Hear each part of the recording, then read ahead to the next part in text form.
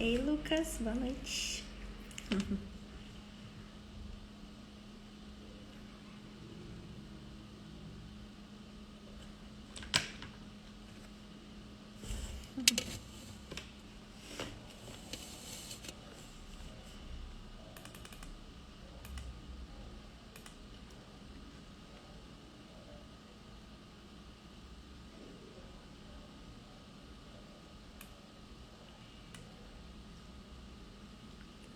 Olá.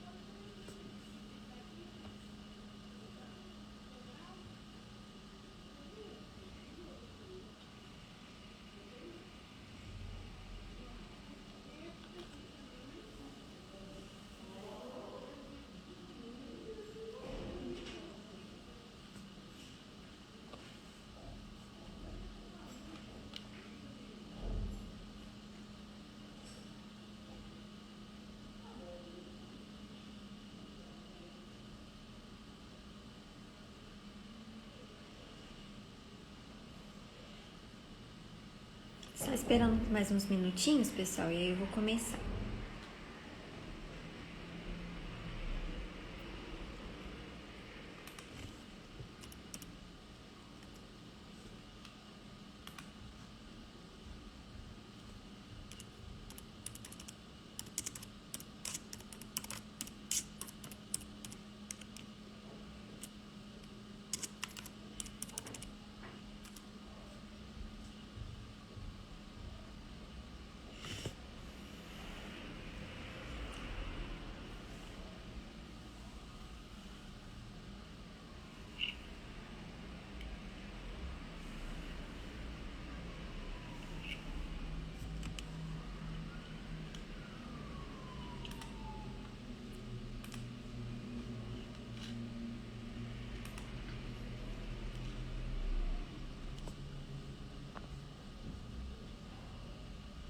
Hello.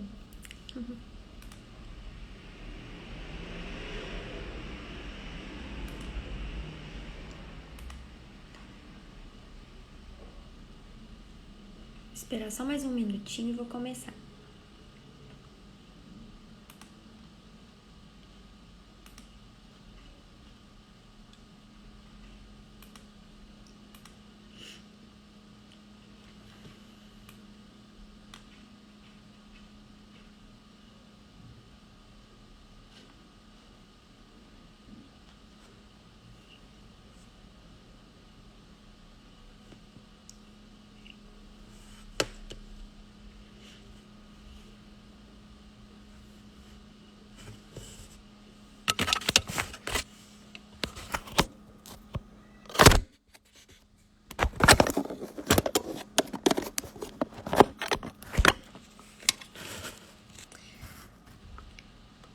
Bom, gente, vou começar então, já são 8h05.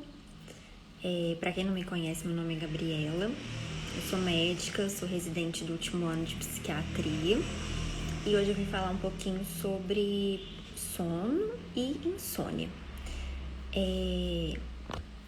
Esse foi um tema que foi sugerido, sobre sono e insônia o tema.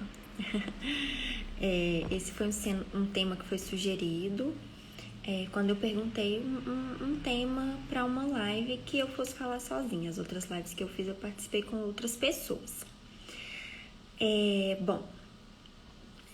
Eu queria primeiro fazer algumas colocações, falar um pouquinho sobre sono, depois falar um pouquinho sobre insônia e depois perguntas, né? Não vai ser uma live muito demorada, não. Espero que vocês possam ficar aí comigo.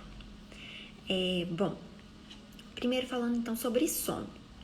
Nós passamos uma parte significativa da nossa vida dormindo, né? E o sono, ele é muito importante para restaurar diversas funções fisiológicas, biológicas pra gente. Então, qualidade de sono tem muito a ver também com saúde mental, porque um sono ruim afeta muito a pessoa na produtividade, no humor, na ansiedade, né? Então, ter um bom padrão de sono, uma boa qualidade de sono é importante. A gente produz vários hormônios, né, que tem a ver com a nossa qualidade de sono, e a gente precisa ter um padrão de sono também adequado para produzir outros hormônios, outros neurotransmissores. Então, isso também é muito importante.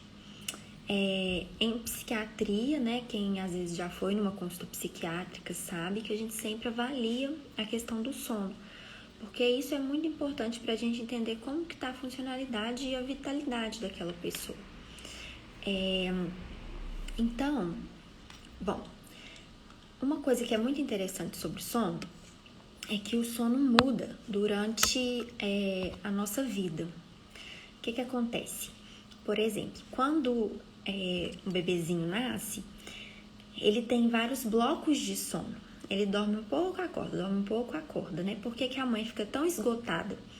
Porque ela precisa, às vezes, tentar acompanhar esse ritmo, né? E não é um ritmo da mãe, porque isso não é o ritmo de um adulto. Então, por exemplo, para um bebezinho, dormir algumas horas, acordar, dormir algumas horas, acordar, é um padrão de sono adequado, né? Ao mesmo tempo, quando, por exemplo, essa criança vai crescendo, se torna adolescente, na fase da adolescência, ele pode precisar de dormir muito mais, porque isso é um padrão de sono adequado, e o adolescente também está passando por várias transformações hormonais, físicas, né, biológicas, enfim, e precisa de dormir mais horas.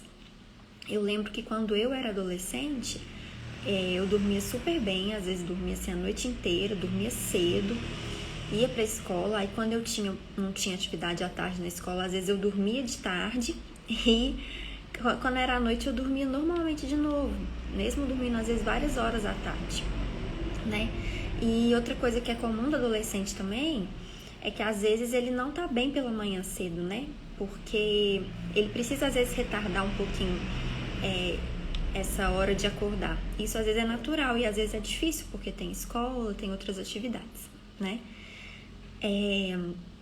O idoso também, que eu queria comentar, né? O idoso tem naturalmente um sono mais picado, mais fragmentado, que a gente chama, e é um sono mais leve também. Ele sente sono às vezes mais cedo, acorda mais cedo, e um idoso, às vezes, com algum quadro mais grave, um quadro demencial, às vezes ele vai ter até inversão, ele não vai ter sono à noite, vai ficar acordado, agitado, né? Isso vira, às vezes, um problema familiar, né? Enfim, não é fácil lidar, mas isso também, às vezes, é o padrão que se torna normal naquele momento, para aquele idoso. Outra fase também que é comum ter alteração de sono por causa de questão hormonal é a mulher na menopausa, na pós-menopausa, por questão hormonal, né? As mulheres chegam nessa fase, às vezes se queixam de insônia, de que o sono não tá bom como já foi antes. Então, esses são só alguns exemplos de como que o sono muda durante a nossa vida, tá? E como que isso é normal. O sono, existem na verdade duas fases, que é a fase chamada de REM e a fase chamada não REM. A fase REM significa Rapid Eye Movement, né, que seria movimento rápido dos olhos em inglês. Essa fase é uma fase em que tem ondas cerebrais como se a pessoa tivesse acordada. Além disso, a pessoa mexe os olhos e os músculos da respiração, mas no geral é como se ela estivesse paralisada. E essa é a fase em que as pessoas têm os sonhos mais vívidos, os sonhos que têm uma história, que a pessoa acorda no dia seguinte e lembra. E é uma fase também que a gente desperta mais fácil. Já a fase não REM, ela tem 3 estágios, né? Que seria então não REM 1, 2 e 3. E Esses estágios, à medida que vai mudando do 1 pro 2 pro 3, né, progressivamente, vai ficando um sono mais profundo, a pessoa vai ficando mais relaxada, mais difícil de despertar também. Então, se você estiver nessas fases do sono e tiver que acordar, fica muito ruim, né? E geralmente tem uma respiração, uma frequência cardíaca até mais regular. E aí, o que acontece? É normal a gente ter 4 a 5 ciclos de sono REM, não REM, REM, não REM ao longo da noite. Então, uma das coisas que eu queria falar, né, é que é muito importante a pessoa descobrir o tipo de sono que para ela é melhor. Porque essa história de que todo mundo tem que dormir 8 horas por noite, isso não existe na verdade, né? Isso é uma média, né? A maioria das pessoas mesmo, de 7 a 9 horas por noite é um sono excelente, mas às vezes a pessoa é uma pessoa que precisa dormir um pouco mais, ou a pessoa é uma pessoa que dorme um pouco menos e ela fica restaurada. Né? O mais importante é estar bem no dia seguinte, recuperado, não ter cansaço durante o dia, né? Isso é muito importante. Então, o que a gente chama de cronotipo, né? Do tipo de sono, isso é muito individual, tá? E outra coisa importante é que, e isso aí é uma das coisas mais importantes que eu vou falar hoje, é que o tipo de... A gente pode melhorar a qualidade do nosso sono, entendendo o tipo do nosso sono. Então, igual eu falei, se você precisa de 7, de 8, de 9 horas para acordar e ficar reparado, descansado, pronto para suas atividades. E também você pode ensinar o seu cérebro a dormir, né? De forma adequada. Como que seria isso? Ensinar que a hora de dormir está chegando. Como que eu ensino o meu cérebro que a hora de dormir está chegando? Eu posso criar rotinas, por exemplo, tomar um banho quente, fazer um alongamento, ficar num ambiente com a luz menos intensa. Então, tem vários detalhes que a gente pode fazer, né? Não ficar no celular, não ficar na televisão, tá? Até muito tarde. São formas de ensinar o nosso cérebro de que a hora de dormir tá chegando, tá bom? Muitas pessoas com essas pequenas mudanças, eu diria que assim, 80% das pessoas que têm queixa de insônia, com mudanças que a gente chama de mudanças comportamentais, já tem melhora, tá? Significativa desse sono. Então, é importante esse tipo de rotina e esse tipo de medidas mesmo, né? Hoje em dia a gente sabe que com o celular as pessoas ficam muito expostas à luz, né? Com o computador também, trabalho, enfim, televisão, né? Então a gente precisa ir reduzindo o nível de exposição para a gente conseguir. Se a gente for parar para pensar, a gente foi feito para quando desce 6, 7 horas, né? Dependendo do local, a gente não tem mais acesso à luz, né? Ou pelo menos não a uma luz intensa como essa que a gente tem acesso hoje em dia, talvez uma luz de uma fogueira, então uma luz mais branda, tá? Então, o que acontece? A gente produz um hormônio que chama melatonina, e pra gente produzir esse hormônio, a gente precisa do escuro, né? E a gente precisa também de se expor ao dia, à luz do dia. Então, outro problema são pessoas que ficam, às vezes, o dia inteiro em lugar fechado, não muito iluminado, não vê a luz do sol durante o dia. Isso também acarreta problema para a produção desses hormônios, tá? Outra questão. Eu falei de melatonina, vou aproveitar e falar. A gente tá vendo muitas pessoas, às vezes chegando falando que já estão usando, pessoas que compram por conta própria melatonina, né? Hoje em dia aqui no Brasil a gente acha para achar, às vezes, acha para comprar em farmácia, né? Antigamente já não era tão comum. E a melatonina, ela é um hormônio, esse hormônio que eu falei que a gente produz, e por ser um hormônio, né, gente, assim, a gente não deveria tomar sem indicação médica. Tem alguns casos, transtornos do ritmo circadiano. O ritmo circadiano é esse ritmo de sono, acordar, que todo mundo tem, né? E transtornos comportamentais também do sono do sono REM, que a gente pode usar a melatonina, tá? Mas é um tratamento médico, então não é indicado você, quando tem insônia, por exemplo, ir lá e comprar uma melatonina e tomar por conta própria, tá? Outra coisa importante, já que eu falei de medicação, é não tomar medicações por conta própria para insônia, né? Eu posso dizer que é quase todo dia, praticamente, assim. Que eu recebo paciente falando que já tá tomando porque pegou da vizinha, comprou na farmácia, comprou por conta própria mesmo, sendo medicação controlada, achou um lugar que vendesse. E só depois que a pessoa procura, porque às vezes no início resolve, mas não é algo que vai resolver a longo prazo, né? A gente tem que investigar a causa dessa insônia. Então, às vezes as pessoas chegam falando que já estão fazendo uso de um remédio e às vezes esse remédio nem é o mais indicado. Alguns remédios causam dependência, né? Algumas medicações que são usadas para insônia e tem indicações bem específicas. Então, é importante também procurar uma avaliação, tá? Deixa eu ver o que mais que eu ia falar. Bom, agora falando de uma segunda parte, né? Os transtornos psiquiátricos, eles têm realmente uma tendência a alterar o sono, tá? Por exemplo, depressão altera o sono, né? Ansiedade altera o sono, tá? Então, tem algumas doenças que vão alterar a qualidade ou o padrão ou os dois do sono, né? A própria demência que eu já citei também, né? Então, é importante esse tipo de avaliação porque a gente consegue identificar muitas vezes, até pelo tipo de queixa da insônia, se está tendendo mais para uma coisa, para outra e como que a gente vai tratar isso, né? Então, esse é mais um motivo pelo qual a automedicação não é indicada, tá? Porque às vezes você precisa de uma medicação X e você tá tomando a Y e não vai adiantar.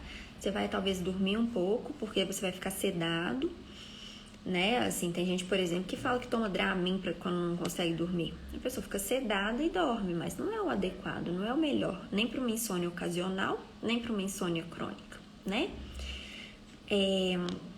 Então, tratamento de condições psiquiátricas no geral levam a melhora de sintomas de sono, né?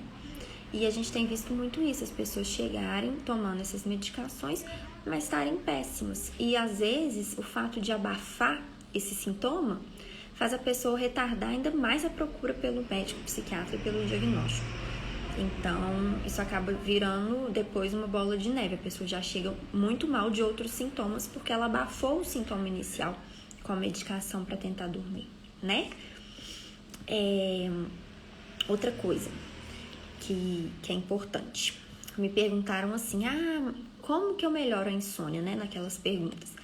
Gente, é muito difícil saber, porque é preciso avaliar que tipo de insônia que é, por que tá tendo esse insônia, qual que é o melhor medicamento, né? Então, assim, é muito difícil, algumas perguntas que eu recebi são muito, assim, relacionadas, na verdade, ao que precisa de avaliação, né? Porque tem que ver o que tá acontecendo para esse tipo de insônia tá aparecendo, tá? Se alguém tiver alguma pergunta, pode mandar aqui nos comentários que eu vou responder também, tá bom? Deixa eu ver se tem mais alguma coisa que eu queria comentar nesse início.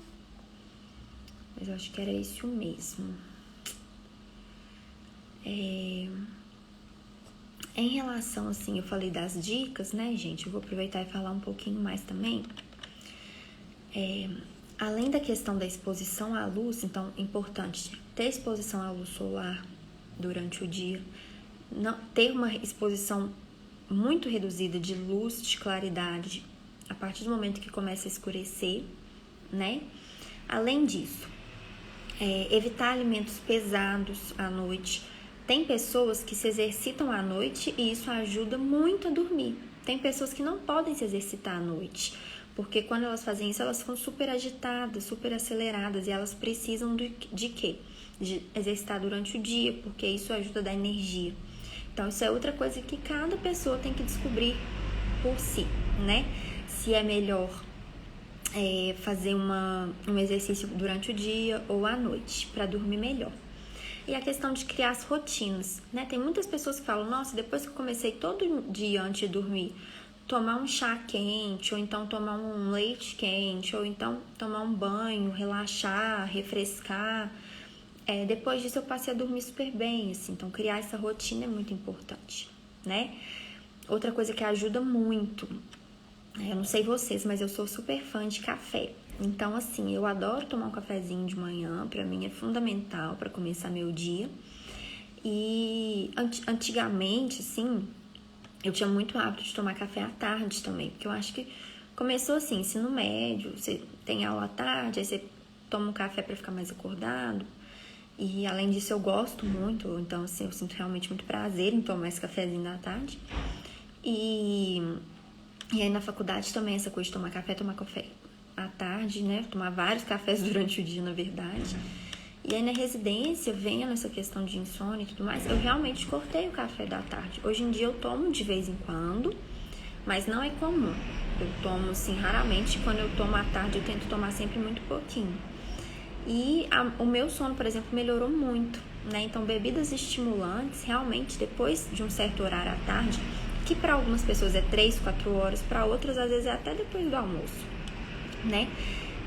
Isso também ajuda muito a melhorar a qualidade do sono, você evitar bebidas estimulantes, substâncias estimulantes à noite, tá? Então, por exemplo, refrigerante também tem muita cafeína, café, alguns chás, esses chás gelados, por exemplo, não sei se vocês têm o hábito, tipo Ice Tea, essas coisas, eles costumam ser feitos ou com chá preto ou com chá mate, que são chás estimulantes também, tem muita cafeína, né? Então, isso também ajuda muito, né? Tem pacientes que, às vezes, só de cortar esse tipo de bebida depois do almoço, resolve o problema de insônia. Outra coisa que atrapalha muito o sono, que as pessoas acham que ajuda, é a questão de bebida alcoólica, né? A bebida alcoólica, ela pode, por exemplo, te fazer dormir mais rápido, porque o álcool tem um efeito, né? Depois daquele início que dá a euforia, a alegria, né? Aquela leveza, ele tem um efeito sedativo mesmo.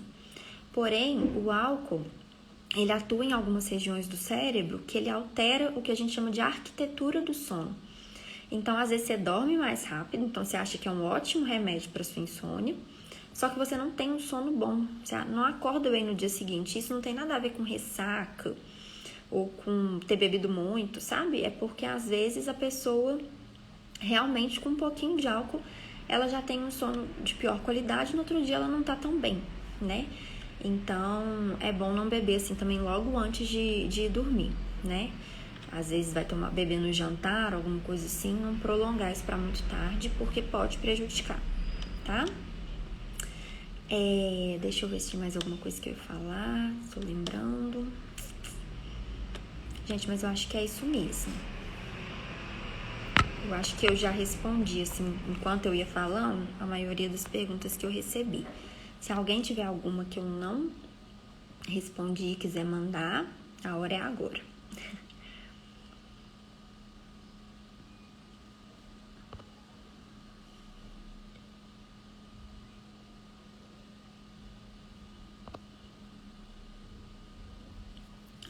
Boa pergunta, obrigada, Carol. Acordar para beber água. O que acontece? Tem duas questões, né? Aproveitar para até das duas juntas. Acordar para beber água e acordar para ir no banheiro. Realmente, tem gente que tem esse hábito mesmo, né? Se você acorda no meio da noite, bebe água e volta a dormir, e você no outro dia tá bem, e você consegue voltar a dormir rápido, pode ser algo realmente que você se adaptou a fazer, assim, seu organismo meio que acostumou com isso.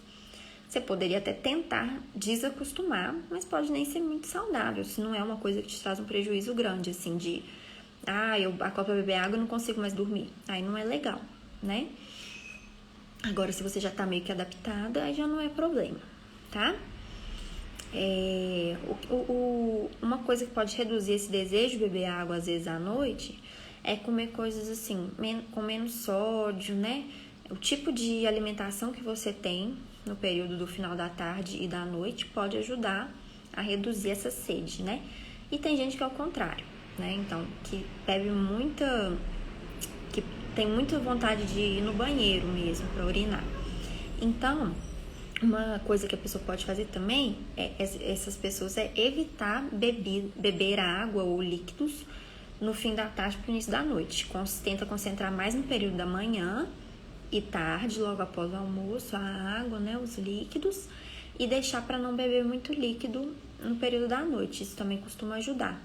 Agora, tem pessoas, principalmente homens mais velhos, que já é uma questão, às vezes, da próstata. Aí é mais difícil mesmo melhorar. Mas se você acorda e consegue retomar o seu sono rápido, isso é o principal, né? Tem gente que realmente a vida inteira acordou no meio da noite 1 ou 2 vezes, mas volta a dormir, não tem problema. Se isso te atrapalha demais, se você no outro dia acorda com a sensação que você está quebrado, aí pode ser interessante procurar alguma coisa para te ajudar, né?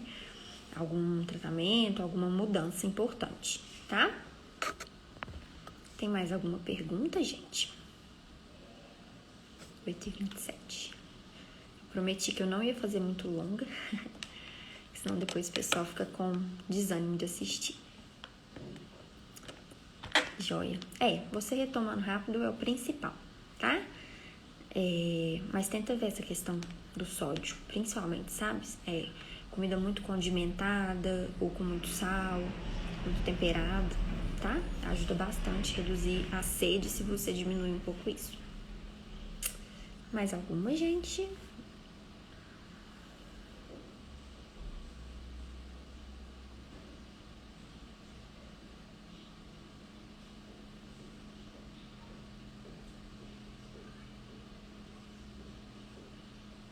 Sim. Acaba que quando a gente... tá. Você dormia fácil, então, e aí depois começou a ter dificuldade por virar noite, né? O sono, ele é muito uma questão, assim, de... Igual eu tava falando mais cedo, de ensinar o nosso cérebro. A gente pode fazer isso, tá? Então, por exemplo, se você começar a ter uma rotina de deitar num certo horário, acordar num certo horário, por exemplo, né? Tem muita gente que fala assim, mas aí no outro dia eu compenso e durmo a manhã inteira, ou durmo depois do almoço. Não, isso não é bom se você, por exemplo, teve uma noite ruim. O ideal é você realmente na outra noite tentar de novo, dormir naquele horário que você precisa e no outro dia acordar no horário que você precisa, sem dormir durante o dia. Se você ir ensinando o seu corpo a ter uma rotina, isso ajuda bastante a melhorar a questão do sono, tá?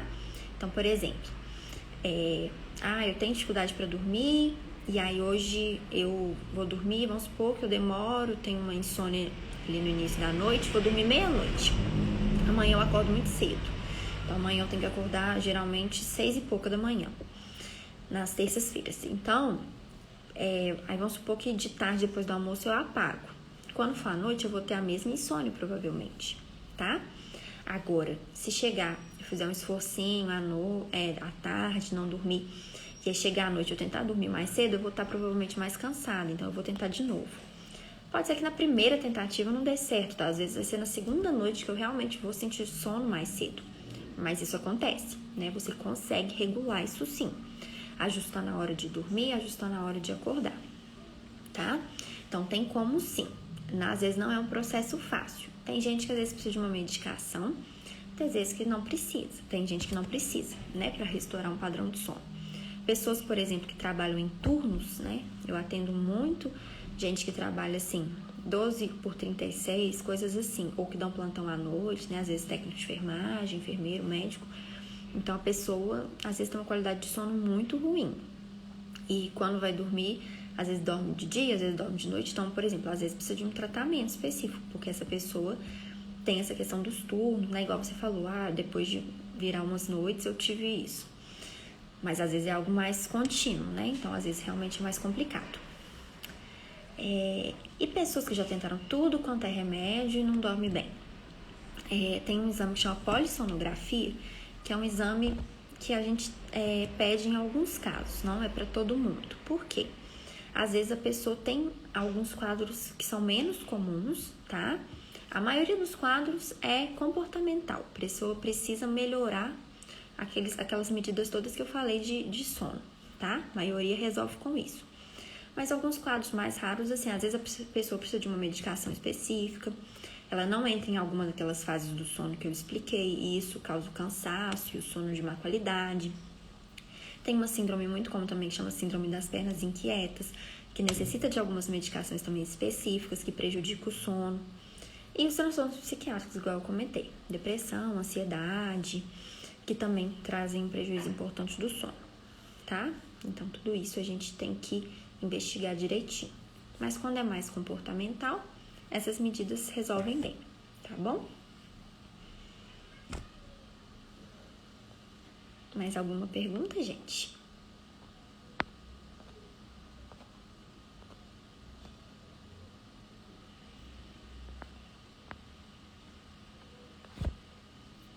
Bom, então tá certo. Eu vou encerrar a live aqui, durou 32 minutos, tá bom, né? E aí vai ficar gravada, vou deixar no IGTV. E aí quem quiser assistir ou mandar pra alguém, tá?